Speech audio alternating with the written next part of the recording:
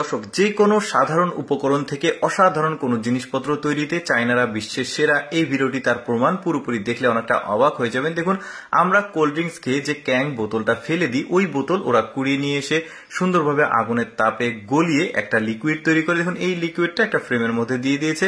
কিছু সময় ফ্রেমের মধ্যে লিকুইডটা থাকার পর সুন্দর একটা কয়ড়া তৈরি হয়েছে। দেখুন কি চমৎকার লাগছে। দেখুন কতটা বুদ্ধি খাটিয়ে এই জিনিসগুলো ওরা তৈরি করে।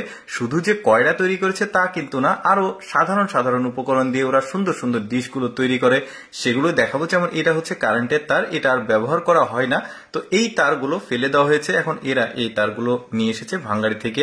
তো এগুলো নিয়ে এসে আগুনের তাপ দিয়ে গলিয়ে একটা ফ্রেমের মধ্যে দেওয়া হচ্ছে। চলুন দেখি এইটা কি তৈরি করা হয়।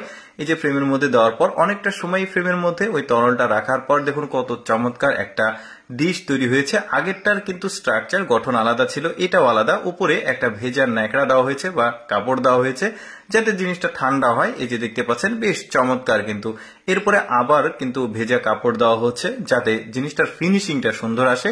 এই যে দেখুন চমৎকার। তারপরে এইটা দেখুন, এগুলো কিন্তু আবার ওই যে পুরনো যে সিলভারের জিনিসপত্রগুলো, সেগুলো দিয়ে আবার নতুন করে কিভাবে তৈরি করে সেটাই দেখাচ্ছে।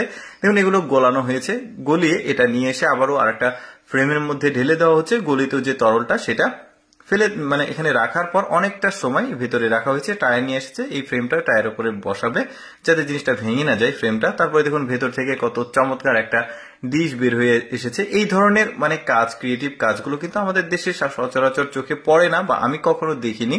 তো চায়নারা কিন্তু সুন্দর সুন্দর জিনিসপত্র, এই ধরনের অপ্রয়োজনীয় জিনিসগুলো দিয়ে কিন্তু তারা তৈরি করে সুন্দর সুন্দর জিনিসপত্র। তারপর এইটার পদ্ধতি একদমই আলাদা। এটা আবার মাটির ভেতরে দেখুন একটা ছিদ্র করা হয়েছে, ভেতরে একটা ফ্রেম আছে। এই ফ্রেমের মধ্যে এই যে একটা গিল্টি বলে অনেকে, আবার এটা সিলভার আসলে এভাবে খুব একটা হয় না। তো যা হোক, দেখি গিল্টির এটা বলতে পারেন, যেগুলা আমাদের ওই যে হাঁড়ি পাতিলের দোকানে কিনতে পাওয়া যায়। দেখুন এটা কত চমৎকার একটা জিনিস তৈরি করলো, দেখেছেন? এই কয়লাটাও কিন্তু বেশ চমৎকার। এটাতে সম্ভবত রুটি বা কোনো কিছু তৈরি করা যাবে।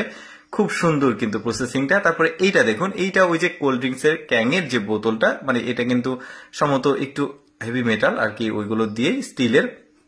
এগুলো প্রথমে সুন্দরভাবে গলানো হলো আগুনের তাপ দিয়ে, নিয়ে এসে একটা ফ্রেমের মধ্যে দেওয়া হচ্ছে, দিয়ে চারিদিক দিয়ে একটা লোহার দণ্ড দিয়ে সে কিন্তু এই জিনিসটার উপরের অংশটাকে তুলে ফেলে দিচ্ছে। এবার আরেকটা পার্ট নিয়ে এসে এটার মধ্যে চাপ দেওয়া হবে। চাপ দেওয়ার পর দেখুন কিছুটা সময় নেবে এই জিনিসটা তৈরি করতে।